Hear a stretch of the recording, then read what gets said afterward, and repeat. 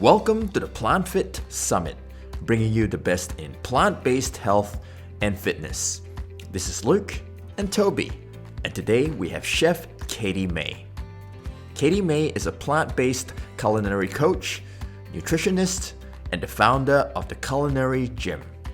She's on a mission to empower people to thrive on plants and shine their brightest. She's all about making the plant-based lifestyle easy, healthy, and delicious so that it's joyfully sustainable. We start the conversation with Katie Mae sharing about how she discovered a plant-based lifestyle. Later in the interview, be treated with Katie Mae taking you through a healthy and mouth-watering recipe live from her cooking studio.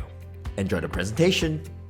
I grew up on fast food and processed food in the standard American diet in the Midwest of the US.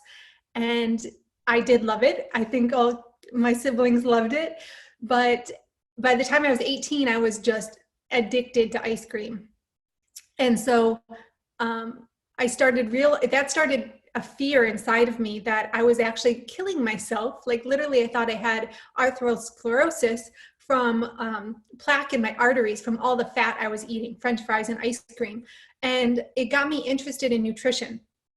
I was starting school at my undergrad to study human biology and become a doctor. But as I got deeper into how the food was impacting my health, even though I didn't make any big changes myself, I just was learning about it, I went into studying nutrition. And as I continued along the journey, I just came across a plant-based diet, actually through YouTube, Dr. McDougall and True North Health Center. So after graduating, I moved down there to be a part of that community and teach cooking classes. And that has had a huge impact on my life professionally. But I think the biggest joy that's come from switching to a plant-based diet is how good I feel.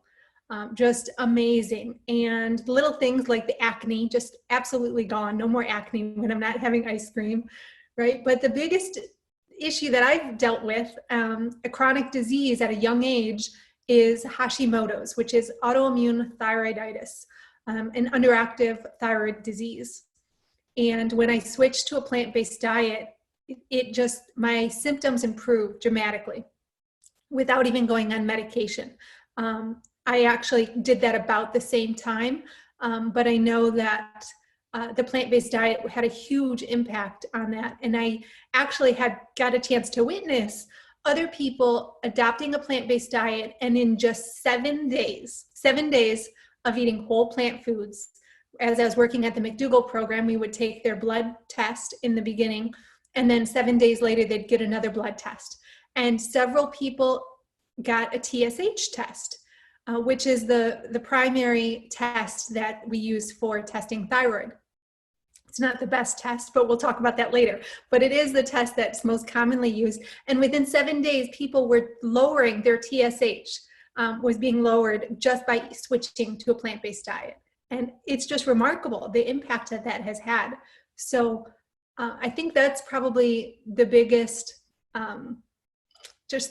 reason that I went plant-based initially was for health. But as I got into it more, I realized how much this actually connects to my values as a child, where I cared about the environment and the animals. So now I'm in it for, all the right reasons. And it's just a joy to be able to help people heal through food too.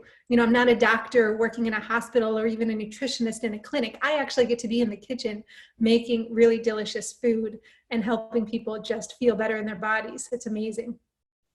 Yeah, that's the fun part. That's so cool to hear. So I understand you've also studied nutrition and you have some deep understanding about what are some of the causes behind thyroid problems. Maybe you could also elaborate, what does it mean if you say that it's an autoimmune disease, and maybe what triggers it? So an underactive thyroid means that the thyroid is not producing the way it should. So you can have an underactive thyroid, but there's actually a lot of other thyroid issues that are not actually the thyroid not working well. Like you could have the thyroid producing TSH, the thyroid stimulating hormone, but not have the thyroid hormones, T4 and T3, at the right levels in your body and in your cells. And so I'm learning, one of my mentors is a Dr. Susie Cohen, and she calls it thyroid sick. So a lot of people are thyroid sick, but their thyroid may be functioning the way it should, but there's a lot of other diseases, a lot of other disease happening in the body. If it's an autoimmune thyroid issue, and that could be an autoimmune reaction that's attacking your thyroid, and it's causing your thyroid to either overproduce or underproduce the thyroid hormone. If it's underproducing, it's hypothyroid, and that's what I have. And the name is Hashimoto's. If it's hyperthyroid, then it's Graves' disease. And Hashimoto's is more common, and it's more commonly seen in women as well. So it's actually really, really common. Thyroid disease, whether it's actually an underactive thyroid or if it's a thyroid sick issue in other parts of the system. So what triggers it is a variety of issues, and it's really hard to pinpoint. I couldn't tell you what caused mine, because it could be gluten, it could be having a leaky gut, and an allergen like gluten, casein, or soy gets through, and then it ends up actually attacking your thyroid. Those are the three common allergens related to a thyroid issue, thyroid autoimmune diseases. But it could also be just trauma in your life. If something stimulated you so much that it's actually caused a reaction. For me, I actually had the gluten issue. I was having lots of gluten, and that is something that doesn't agree with my body, but I didn't have any digestive issues to bring awareness to it. It was other symptoms that I didn't pick up on. But I also had breast implants at 18. So when I was, after going through that ice cream addiction, breast implants, not a wise choice. I'm now looking to get them removed, but that was a huge trauma to the body. And it actually is a foreign object inside the body, which leads your body to attack. Even though you put it there, it's not supposed to be there. And so your body sees it as foreign, and then it creates all those antibodies. So that's a very common, not that many people get breast implants, but there's a relation there. And other trauma similar to that could cause an issue like this. It also could be found in animal meats, highly processed animal meat like hot dogs, something I also grew up a lot on, because the pig thyroid is put into hot dogs along with all of the other body parts. And so your body gets this foreign and a thyroid hormone from another animal, and then it sees it and attacks it because it shouldn't be there, and then it starts attacking your own thyroid. So the bigger piece of the puzzle, rather than trying to identify what caused it, is how to heal from it. And the earlier you can do that, the better, because the more damage you do to the thyroid, the harder it's going to be to bring it back to life and back to functioning.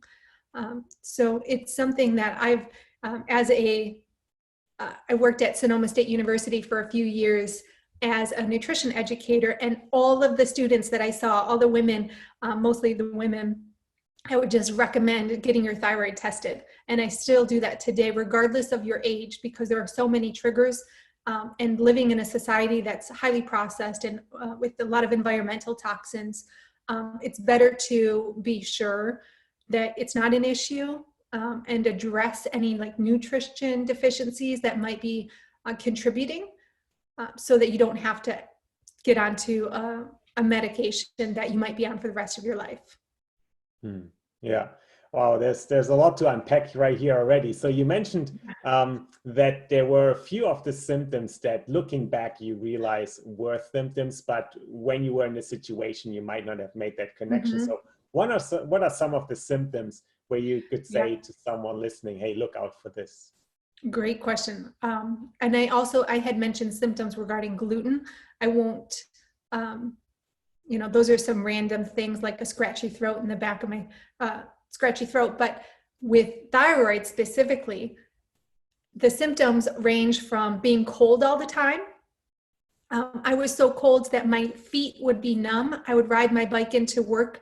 I was commuting at one point, and the ride should not have made my feet completely numb, but they were for the first couple hours of working. That was horrible. But being cold all of the time, just feeling like you need to layer sweaters on. And it's a cold where it's a chill to the bone. It's not like you could turn up the room temperature. Your body is just not producing the heat, the energy it needs. Hair loss off your head, but also off your eyebrows. So eyebrows thinning, excess earwax, inflammation, excess inflammation in random parts, like the earwax is due to an excess. Hair follicles being inflamed is due to an excess. And then there's a lot of other symptoms like fibromyalgia, which is muscle pain. And I was experiencing that because I let it get, so far without doing anything to heal the body. But you'll start if a woman is dealing with thyroid issues, they may start experiencing other symptoms that are identified as other diseases, where then you might be treating the other disease, where if you just fix the thyroid issue, then that disease, what they say is a disease, goes away. Because really those are it's just a way to identify symptoms. And there's, it's just a complicated mess. When you're healing from any chronic disease, there's so many moving factors. Yeah, absolutely. And you mentioned that there are some tests that you can do, and you mentioned the TSH, which I understand you mentioned isn't the best test to do, or not the, in that sense, single conclusive test. So what would you recommend in terms of testing and to get certainty? Yeah, if a doctor is going to be testing your thyroid, especially in mainstream conventional medicine, the number one test they do is TSH. But that is only measuring the TSH in your brain. It is not giving you a full picture of the thyroid functioning in your body. So TSH, T4 and T3. T4 is the inactive form. So the TSH makes T4, and then T3 is the active form. So T4 is made up of tyrosine and iodine. And then when you drop one of the iodines, it becomes T3. So there's 3 iodines instead of the 4 iodines. And that T3 is the active form. So what we want to be measuring is, you can measure TSH, but if you get any thyroid panel, that's going to be included. But what I care much more about is the T3 and T4. Knowing if ideally you would get the free T3 and the total T3. And that means the free T3 is what's being used, what's active, and the bound up T3 would be bound to like proteins. So then it's not active either. So free T3 and total T3, free T4 and total T4, and then 2 antibodies, at least the thyroid peroxidase antibody and thyroglobulin antibody. These antibodies are going to tell you whether your body is attacking the thyroid, because that's a separate issue than you just not having the functioning happening as it should. So those are the tests. Basically, if you do a full thyroid panel, you should be good. But getting the thyroid hormones checked and antibodies checked is crucial. But I would also recommend getting your nutrients checked that are related to thyroid function, because you may be nutrient deficient. And we can talk about those nutrients. Yeah, absolutely. Let's dive in. You already mentioned there's iodine involved in T3 and T4. So let's dive in. So iodine and tyrosine. Tyrosine is a protein. And most of these we can get from our food. So you don't need to supplement, but depending on your food sources and everything like that, these are the nutrients to pay attention to.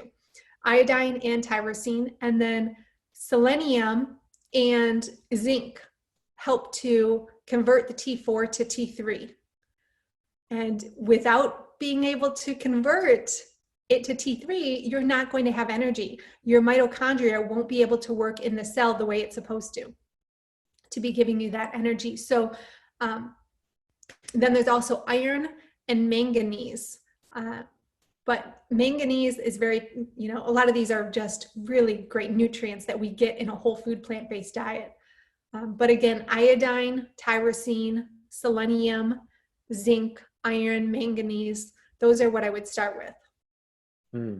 Yeah, that's fantastic. I think when it comes to iodine, and there is also the discussion of should we add salt to food or not. So I know a lot of salt is fortified with iodine in that sense, but if we were to drop it, so what are the iodine sources, the selenium sources, or where do we get it from if we were to say, okay, let's go to the kitchen and use these ingredients? Yeah, iodine is not in a lot of, it's not in a lot of foods that you might be eating day to day. It's really high in seaweed though. So seaweed is the #1 source to get your iodine. A lot of people aren't having seaweed. So what I would recommend is buying dulse or kelp flakes where you can just sprinkle them on the dish. I put seaweed in kombu into my beans. And I'm actually, since I've I'll tell a little bit more about my journey of re-engaged my own healing of thyroiditis, Hashimoto's. I'm putting in more seaweed into my beans. So the kombu, but also dulse and kelp, because that's a savory dish. Like beans, it's savory, and as it cooks, it's just going to be infused. It's going to be infused with more umami. So that's a great way to add in the iodine. The selenium and your green vegetables too, leafy greens of all kinds are good sources. Selenium is the best, easiest way to get it is a Brazil nut. So the Brazil nut, you need just one a week. One a week would give you all the iodine you need. And if you can actually overdo Brazil nuts, I knew a friend at True North Health Center where he was just eating them by the handful, like people eat cashews, and he ended up with gout. He couldn't walk. So you can overdo them, but the latest recommendation I saw for someone that is healing from a thyroid, underactive thyroid, is to have 4 Brazil nuts a day. So anywhere in between, one a week would give you, 4 a month. 4 a month would give you as much as you need from a dietary recommendation, but 4 a day might be more healing, or somewhere in between there. Zinc and iron, just your beans, your greens, nuts, and seeds. I mean, that's basically what we're eating on a plant-based diet. The more variety you can get, the better. But seeds, beans, and greens, I would say, are the most nutrient-dense foods that we could be getting to protect our thyroid and be healing from it. So there's the foods that you don't want to be having, and those are just as important as getting in the nutrition, because like I mentioned, the gluten is actually an allergen that will trigger a thyroid issue if you don't already have it. And if you do have it, it's just going to make it worse. It's just going to continue to damage it. And some people might actually be sensitive to soy and casein. And what I found is that I was sensitive to casein and gluten. And so I avoided those things. And then I was really strict, right? When I started a whole food plant-based diet, I went SOS free. The first 4 months I was actually raw vegan. And then when I learned about True North Health Center, I added in cooked food, but then took out the sugar, oil, and salt. And I was super strict with the gluten as well. And I felt so fantastic. But when I did have gluten, maybe every 6 months or so, for the first couple of years, I never felt a digestive issue for it. So then I started dating someone who was having bread and pasta all the time, but he was making really great quality pasta dishes and bread from scratch and everything. So I started adding it back in slowly. and I didn't notice that digestive pain, so I didn't stop myself, right? And it just crept back in. And what I noticed was a lot of different symptoms started coming back up. But I will tell you, at the same time, I was also having green tea lattes. That was my vice, mochas, and I switched to a healthier option, green tea latte. But the green tea latte that was my favorite was one from Starbucks, which just had a little too much sugar. You know, they do something to make it addictive. And it was. So I switched from my ice cream addiction at 18, to being, 28 and addicted to green tea lattes.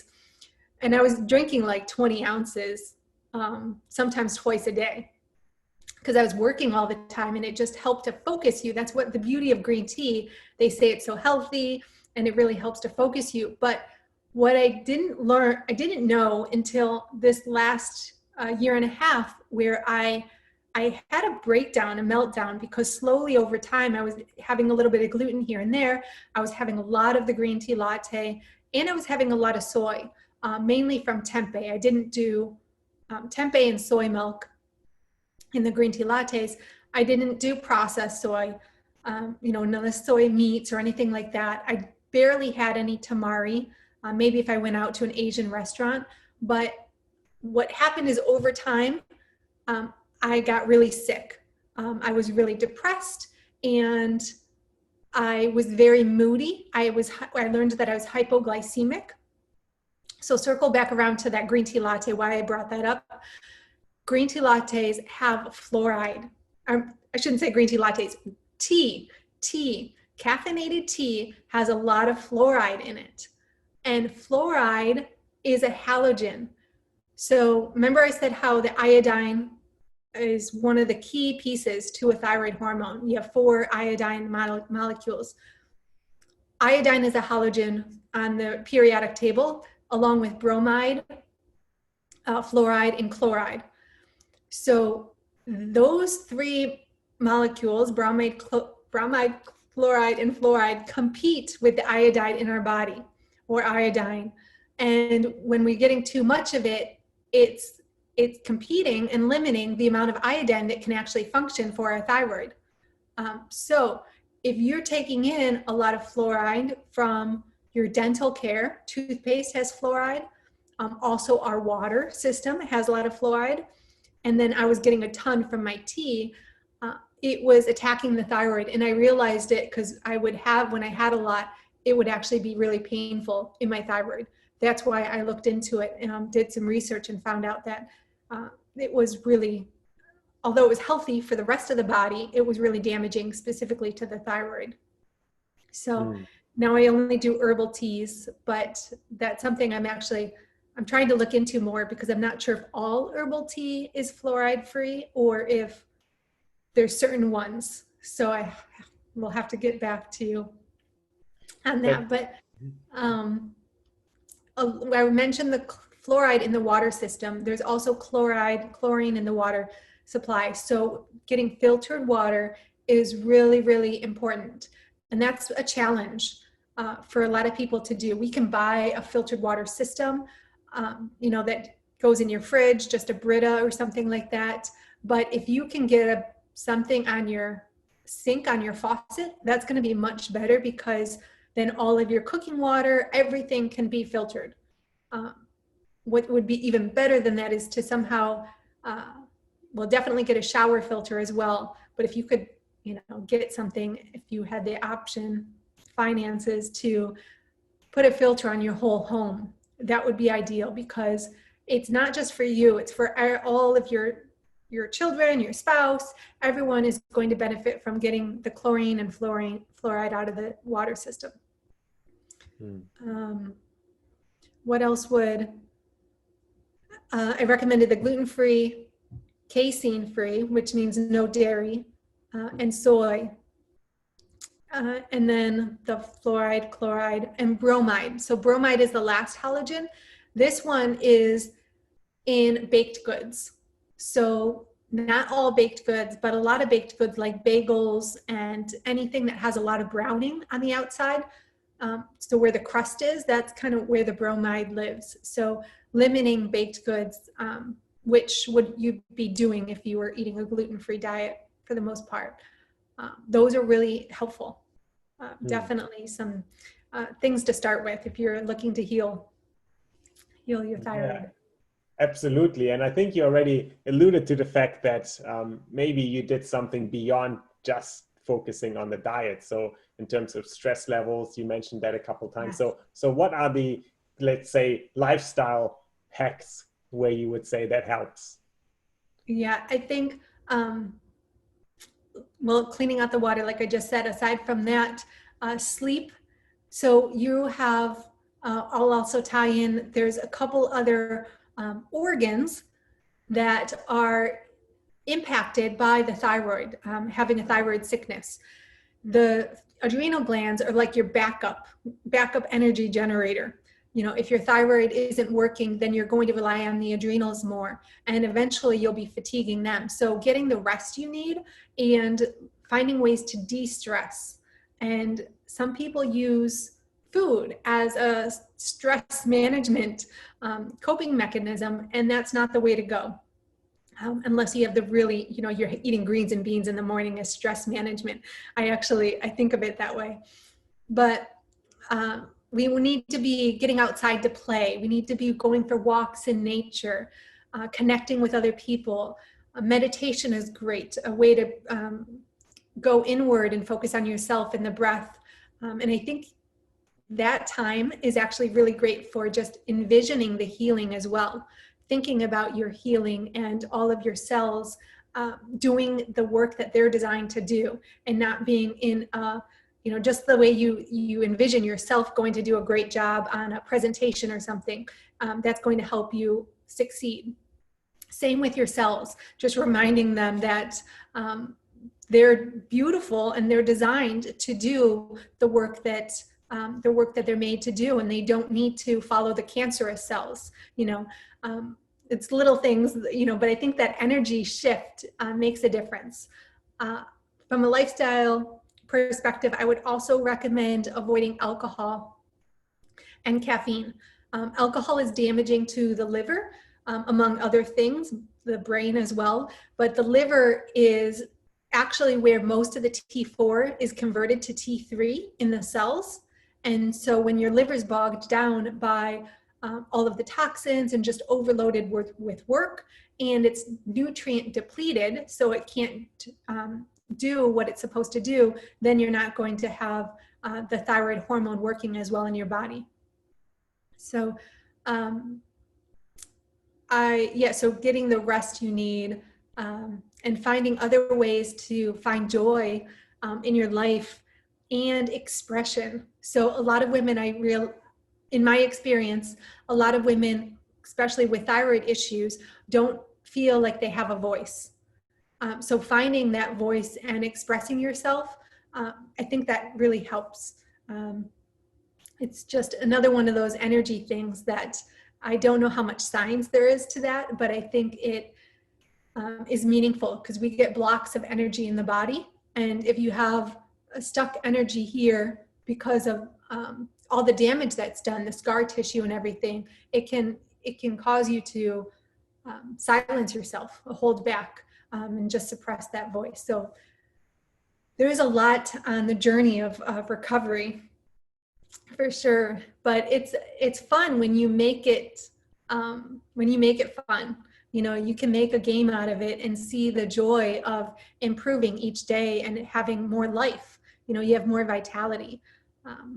The blood work too could also be fun if you're getting your blood work checked and just seeing those numbers improve.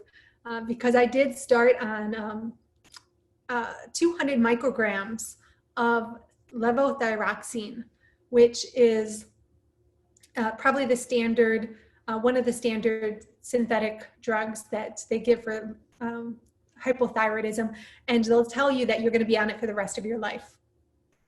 200 micrograms is a lot to start on. And when I went on a plant-based diet and went gluten-free, I was able to cut that down to 100 micrograms. So that was fantastic. But then what I realized just recently, as I learned how important that gluten-free aspect was, I learned that levothyroxine and many of the thyroid medications have gluten contaminated in the drug. They might even put it in there as a filler. Like it's in the medication I was taking. So I decided to switch meds to one called Tirosint, and Tirosint is an allergen-free medication, and it was a lot more expensive. At first, I went from paying like $40 up to $150. So it's just ridiculous. They make us work. They don't even tell us to look for that, but then they make us pay so much more for the healthier option. But all I did, I switched pharmacies, and they gave me a discount. And the lady, fortunately, after that first discount, it went back up in price. And I asked, and she said, "Oh, just ask for the discount each time." Like, okay. So if anyone is looking to switch to Tirosint, make sure to see if you can get a discount on it. But it's well worth it. And so now I cut down to 75 micrograms of Tirosint. And as I improve the diet and do more healing, detoxing the fluoride, I am hoping to eliminate that. But that is, it's a lot more people do reverse the thyroid disease than they talk about, than like even the plant-based doctors, they don't talk about that. But I am pretty far along. I've done a lot of damage. And so I don't know what I'll be able to do, but I think that if I can do it, anyone can do it, because I've done a lot of damage already. So there's hope. Nice. And you mentioned there it can be made fun too, which is why I would love to see, and I know you've prepared some cooking demonstration for us, and I would love to see that, and I'm sure the audience as well. So let's dive into the fun part. Okay, sounds good. I'll see you in the kitchen. So today we're going to make a couple of my favorite go-to dishes. I have a concept, Toby, called core meals. I teach a core meal method where you learn these staple meals and you really get them down pat. You master these meals so that you can use them again and again and not have to worry about following a recipe or creating something like off the top of your head, but it's like creative work, creative energy that a lot of people don't have time for, don't want to spend the time doing. So when you learn these core meals, and it does take a little bit of creativity, but when you do them again and again, you master them, and then it's easy. You have that like creative muscle just strengthened, and you don't have to think outside of the box. You just have your go-to meals, and a couple variations here and there makes it so much easier to live this lifestyle. And this concept is what will allow you to work with what's in the fridge, work with what's seasonal, work with food allergies, those sensitivities I mentioned, avoiding certain foods. This concept will allow you to do all of that and be able to adjust easily for other people if you have family members in the home who are eating a little bit differently than you. So today I'm going to show you a garden fresh burrito bowl and a Thai peanut bowl. So 2 bowls, a lot of flavor in each of them, but they come together really quickly. So let me show you my food here. We'll change our camera so you can see what's happening. I have veggies already prepped, onion, bell pepper, tomatoes, and I have starches already cooked. So I like to cook my grain and legumes in big batches. And I'm going to pour some of my beans in my pot here to get them heated up. So for just one person, that's what I'm going to make the dish for right now. And I might put in about 1 cup of beans. And we're going to get that heated on the stovetop. Let's do that. And there's the bean liquid in here. I didn't add any extra water. But cooking your beans and your grain ahead of time, like on a Sunday or even during the week, like maybe halfway through the week, twice a week is good for cooking your grains and having those on hand, and your legumes. This might also be, instead of grain, you might be doing a starchy vegetable like potatoes, sweet potatoes, or winter squash. Those would work as well. But with the burrito bowl we're making, I did black beans, and then I'm going to use quinoa. We're going to use rice in our other dish. So I'm going to use quinoa here. And I'm going to let the beans cook for a little bit on the stovetop here. And then once they're nice and boiling and a little bit thicker, I'm going to add the quinoa on top. Okay. In my bowl here. Sorry to interrupt with the question. Would you recommend not purchasing canned beans, or how do you cook them yourself? I would recommend the beans being cooked yourself, ideally, and that will allow you to add in the kombu and seaweed too, if you wanted a little bit more of that iodine in your beans. But if you can't cook them yourself, and regardless, it's always good to have canned beans on hand. Just get the BPA-free beans. So kale is a great base to any dish because it's so easy, so quick to cook up, and super nutrient dense. And it's pretty light. It doesn't take a lot of chewing like broccoli or Brussels sprouts. Okay, so I'm going to, here on the stovetop, my other pan here, I'm going to add a little bit of water. And this is the way I cook, this is the way I steam most of my greens. It's just a little bit of water on the bottom of the pan, maybe a quarter of a cup, half a cup, and then I'm going to put my greens right in here.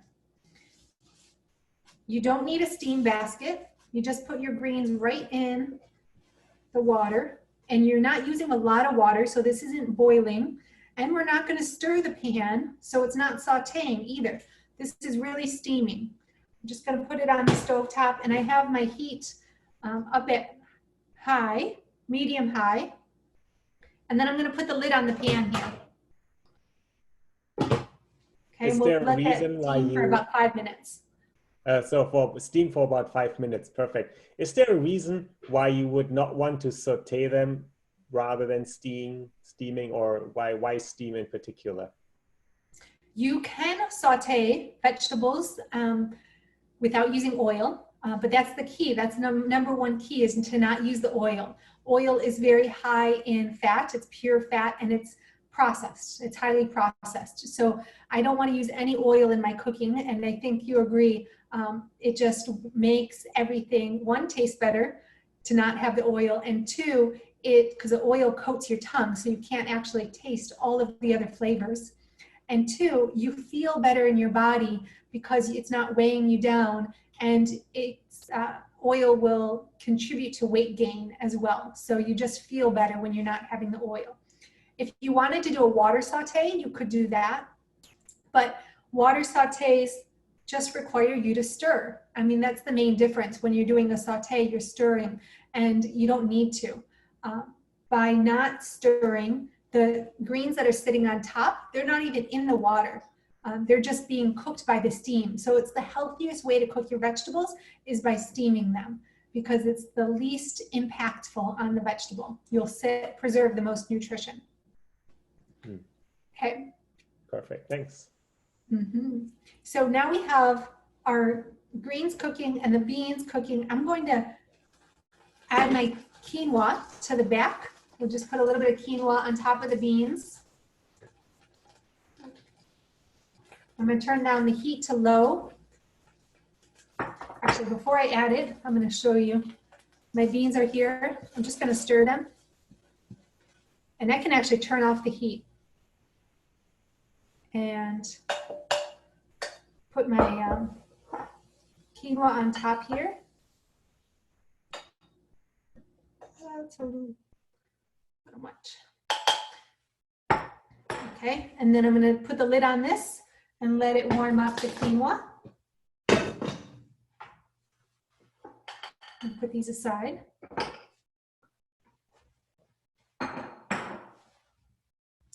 Okay, so as my kale cooks, I'm going to move on to our next bowl. Okay, in our Thai peanut bowl, we're going to do a base of tempeh and black rice.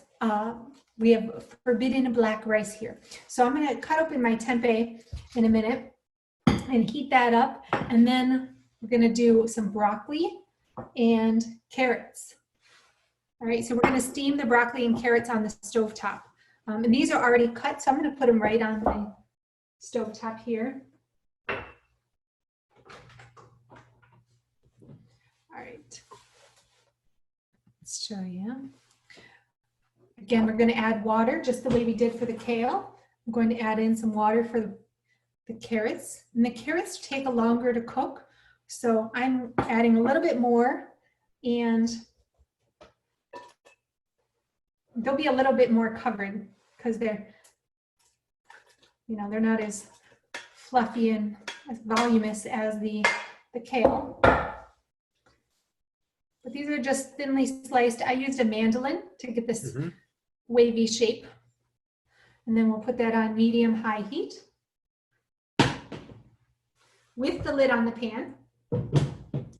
And broccoli takes less time to cook than the carrots. So I'm going to wait to add the broccoli. Our tempeh here, tempeh is fermented soybeans. So if you're going to have soy, because it is healthy if you get organic soy and you're not allergic to it. Tempeh is the best to have because it is fermented soybeans, which means the beans have been cultured, fermented with probiotics, and the beans are more intact than if you were to use tofu. Tofu's had all of the fiber removed in the preparation process. So tempeh is what you want here. But you could do edamame, which is raw soybeans, or you could do any other bean or lentil of your choice. And I'm just dicing this up. We're going to steam our tempeh. Tempeh has a much nuttier flavor than tofu. So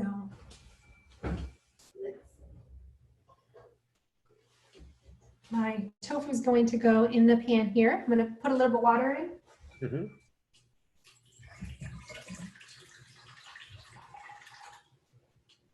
So this one will be a little boil of the tempeh. So where would you go and get tempeh? I know Luke can get it right around his neighborhood, but for anyone outside of Singapore or Asia, where do you go get tempeh? Good question. Most grocery stores should have it now because it's so popular. But I know, like in the Midwest, if you're in a very rural place, maybe your grocery store doesn't have it. So I would search in the fermented food section or the health food section or the vegan dairy and meat products. So vegan and dairy meat products, it makes sense it would be around there with the tofu, but also if it's not there, in the fermented section where they have miso, kimchi, things like that, you might find the tempeh. And in an ethnic section as well, like the Asian section, you'll find tempeh. Nice. So if you can't find it at your normal grocery store, it's worth searching around for because there's so much flavor in tempeh and it's so nutritious. I actually had to I was having it so much, I was making so many dishes with it because I just loved the flavor that I had to tell myself to like put a hold on it and experiment with some other beans and lentils. So if you haven't tried it yet, you can check out my website, theculinarygym.com, and do a search for tempeh. You'll find a lot of different recipes. Okay, so we have my rice, black rice I cooked in the Instant Pot here. Let me show you.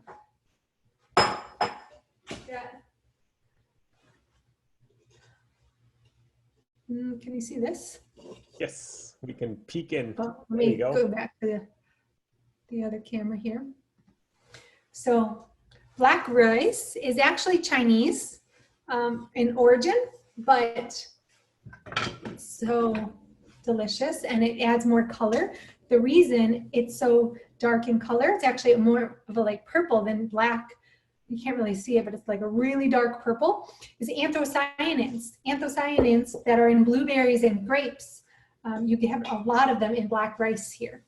So I'm gonna have a bowl for our, this is gonna be the base for our Thai peanut bowl. And these bowls, they make great lunches, dinners, but you could even have it for breakfast, right? Because it's only in America where we want super sweet breakfast. Okay, so I'm gonna give my carrots a stir here. Even stirring them like this works, but those are looking good. And we're gonna add in our broccoli in a minute. Our tempeh is boiling, so I'm gonna keep that going. And here, our kale is done. So it's time to build our burrito bowl. We're going to start with the kale on the bottom. Okay, so when I write this recipe, I may not add the kale to the recipe because not everyone's going to love kale on their bowl, but I do. You could do any green though. You could do spinach, you could do collard greens, or even a bed of lettuce. It could be raw. Or Brussels sprouts or broccoli. I often have other cruciferous vegetables with my burrito bowls. But kale is probably the go-to here. Okay, and then you add in your quinoa and beans.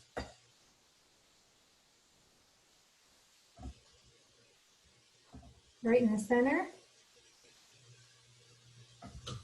Do you make anything like this, Toby? Yeah, so one of our favorite is a sushi bowl with obviously seaweed, and then we use rice, then avocado, cucumber, some corn, some edamame, how you call it, and in our case, tofu. So my wife loves tofu. That's what we put on top, and then some soy sauce, and we're good to go. Yes, that's the sushi bowl is another one of my favorites too. I was just considering which to do because on the sushi bowl I like to do sesame ginger, so it's not too much, or teriyaki. But teriyaki can be so high in the tamari. Yeah, we found some fermented ginger, which is amazing, and we just put it on. It's awesome. Awesome. Yeah. So making a food that you love, that you look forward to is so important. So let's put together this burrito bowl here. Let me see. We've got, oh, before I do that, I'm going to add my broccoli, just some broccoli here on the stovetop. Do this one. So we have broccoli, just adding straight to the top of the carrots. If you wanted to, from a presentation standpoint, you might cook these separately, but there's no need to. Okay. All right, so we have our burrito bowl here we're making. I'm going to add some red onion. Oh, you know, one ingredient I don't have out, corn. I often add some thawed organic corn. So that would be great here. Fresh tomatoes. It's tomato season, so I have so many tomatoes around. Mm-hmm. Have you found that fresh cut onions are upsetting the stomach? And if so, what would be some alternatives to handle that? Yes, I actually do. I was avoiding onion and garlic for a long time because dealing with SIBO, which is small intestinal bacteria overgrowth, which was another complication of, you know, some of those things I was doing. But the onion, I found that actually continuing to get in a little bit of variety and not having too much is a good idea, just so your body can stay, because if you eliminate too much, then it's like your body learns not to, it learns not to process those things. So when you add them back in, it's more difficult to process. And that's not what we want. We want a lot of variety from a nutrition standpoint, but also for our bacteria, our microbiome wants variety. So what you can do if the raw is too much, you can cook it on the stovetop. You could saute up the onion before steaming the kale. Saute the onion and then add the kale to the pot. But if you don't want any onion, just leave it out. You could do green onion, which is a little bit lighter, not as strong and impactful in the stomach than red onion. Or adding mushrooms or ginger, other things that add more flavor. Does that help? Yeah, absolutely. Yeah, that makes total sense. Okay. So I'm going to add more bell pepper here. More bell pepper. And remember, I said you could add corn as well. That's a great Mexican item to add. Then you could add salsa, but, oh, I'll switch to the back. You could add some salsa, but if you're trying to not have salt, then you want to make your salsa at home. And I don't have any salsa made right now, but I add so many tomatoes and then some fresh lime, and we're going to add some avocado. So between the lime juice, the tomato juice, and the avocado, I don't need much else for flavor. But if you wanted to, like I said, you could add the salsa. All right, let me get my avocado.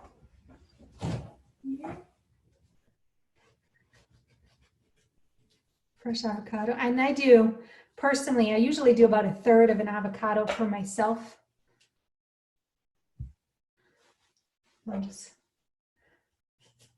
And this is my favorite fat. It's like the butter, butter for the plant-based world. Absolutely. This is starting to look very delicious. And we have some cilantro here we can add as well.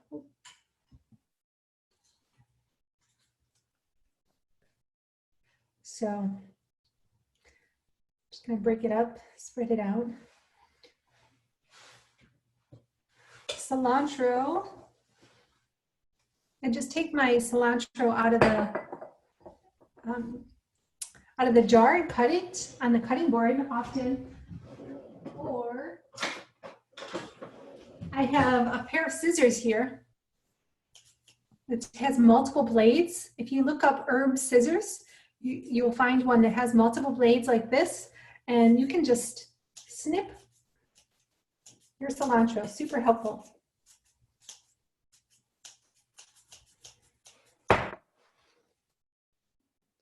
And all right. So that's our first bowl. If you did want a little more dressing, you could use like a seasoned vinegar or a little mustard, something on the greens on the bottom. But I find that this is enough if you add enough tomato and lime juice. But this is a great company too, Well Your World, and they make a sriracha. It's SOS free, and I can just pour this on top and it adds a little spice. So doesn't that look amazing? That looks delicious. Yeah, I'm getting hungry. That's amazing. So you mentioned SOS free. So what exactly do you mean? What does that mean to this style cooking? SOS free means sugar, oil, and salt free. At True North Health Center, the water fasting center where I teach plant-based cooking classes, we don't use any sugar, oil, or salt in addition to eating a plant-based diet, because it's so, each of those are inflammatory and disease promoting, especially in excess. Some people can handle a little bit of salt, but most people are just getting way too much in the standard American diet.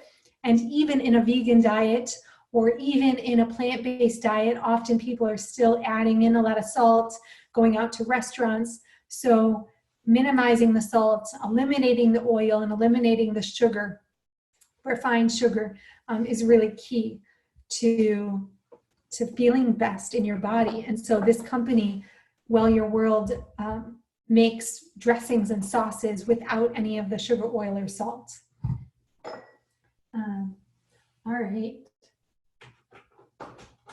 Next up, we have our carrots. Our peanut bowl here. So do this. Show you. My carrots and broccoli, I got them at just the right time, because if I stir them, you can see there's no water left, but they haven't burned on the bottom yet. It's just perfect. So these are steamed carrots and broccoli without us needing to actually stir the pan, or like you would do a saute. And by not stirring, we actually keep them more intact, because once you start stirring broccoli, the little florets start falling off. So this is a way to make it look really good. We'll just pour it in our bowl here. And this is about 1 large carrot and 1 head of broccoli. So when I cook my vegetables, I try to have at least 1 full head, usually 2 full items. Like with the kale, I did 1 full bunch of kale. Right, so now we have, I'm gonna add the rest of the bell pepper we had here left over. And my tempeh is here on the stovetop.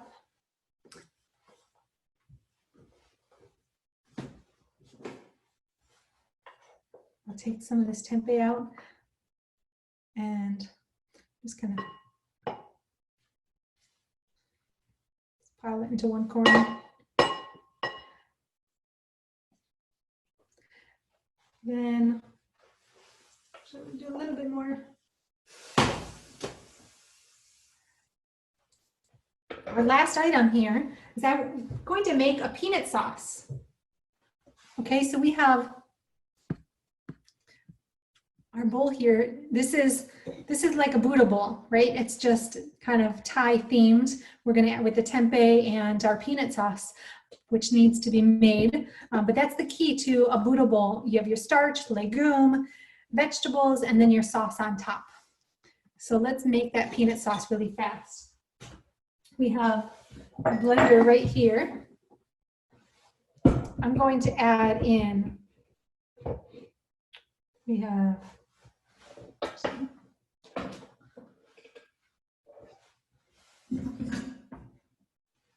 all of my ingredients here.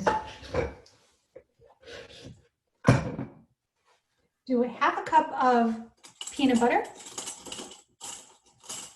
I'll switch back. You make that peanut butter yourself as well? You can. I make almond butter, peanut butter sometimes, but we have a great company here, so that I can get it without the oil, salt, and sugar, and raw as well. And so I do buy it usually. But it's easy to make.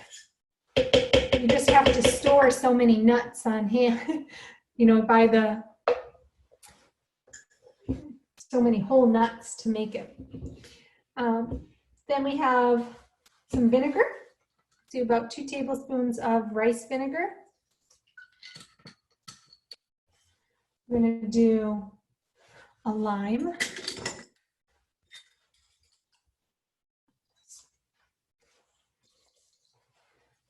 Fresh lime juice. Or I do keep, I buy a bottle of lime and lemon juice. So if I don't happen to have a fresh one on hand, I always can use the jar. And then a date. Here we have dates are my alternative to sugar for sweetness. So we'll add 1 date. Make sure you take the pit out. And we're going to add a little water.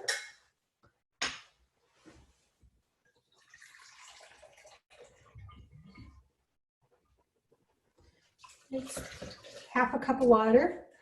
You can do a little bit more if you want a thinner sauce. And if you want to add tamari, a little bit of saltiness, I would do just a tablespoon or 2 of tamari.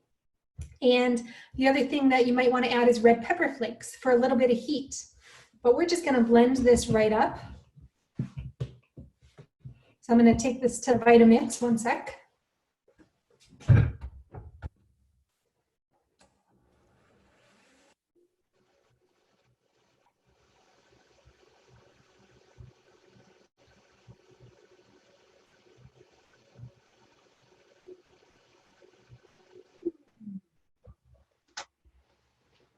Okay, so we've got creamy peanut sauce. You know, we just made that in 2 minutes. It came together. So I'm going to pour it over my bowl here. And oh, yum. So now we Now I'm have. hungry. It's time for dinner. This is amazing. Yes, look at that. That looks delicious. 2 very different, right, bowls here, but they came together so quickly. If you have your ingredients on hand and the grain and starch prepped, of course, I did my prepping of the vegetables ahead of time, but you can prep your veggies in just under an hour. You could prep a lot of fruit too if you want it, but a lot of your vegetables for a few days in under an hour if you make the time for it. So using a food processor is helpful, a mandolin, but if you have good knife skills, you don't need any other gadgets. So it makes all the difference to make these Buddha bowls and your core meals in general. I have 10 or 12 different core meals. The Buddha bowl is just one of them, and these are 2 variations on that bowl. So hopefully this was helpful. What do you think, Toby? Oh, I think it's amazing. I know I'm salivating. I want to try those. And it's like you say, once you're prepared, creating food on the fly with those core recipes or those base ideas, and then adding and mixing and matching. That's such an easy way to handle everything in the kitchen. And everyone here watching the summit, you want better performance in all areas of life, right? And this is the way to do it. This whole food is the way to nourish your body, but making it tasty like this, making it taste delicious so that you look forward to it, that's the way to sustain it. So I hope you guys found this helpful. Thank you, Toby. Thanks for having me on. Thank you so much for preparing. And I know we'll have a download for the recipes as well, which is so generous of you. And thank you so much for sharing your knowledge and how to implement it in the kitchen. That was amazing. Thank you so much, Katie. You're welcome. Thanks, Toby. We hope you've enjoyed this presentation. A wise man once said, "You make a new life by making new choices." Now, if you know that what you eat matters, if you know that health comes from healthy living, then the time to make new choices is now. And just imagine owning the summit for life. Click the button for more. Maybe you know our stories. Luke and I lost family to cancer, and we wish we would have known sooner what you are learning here today. So please, share the summit, take action, and let's support each other. Thank you.